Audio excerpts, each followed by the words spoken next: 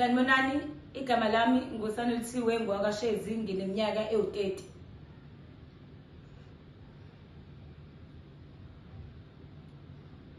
Yabona mfowethu, angazi nokuthi ngayibiza ngokuthi yini lento oyenzile. Kuyona yonke into obungayenza, usungathatha ifa lethu ulinike umuntu wesifazane ongamazi. Konke lokhu kwenzeke kanjani? Buka manje imizi yayifunda isiphenduka amanxiwa. Uyasibona isizwe sakithi siphela, uyasibona. Intombi ijendeviso, insizwa ithelo. Amakhehla nezalukwazi kuthiwa mayiganane zandise isizwe. Yeka ngekhaba lesizwe licekelwa phansi. Kungakabi khona mbila, kuseza impepha. Amasimbi udingane sephenduke amafusi, izwe liphenduke ihlane. Abantu sebeyibamba nezilo. Mina ngithule ngithini? Nithi namadoda kuba ndlengisa amalengisi. Musu ukujama.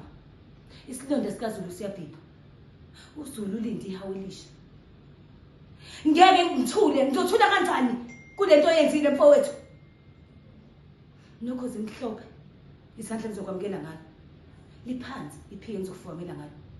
Yabona lokho akusiko ukukhala isililo.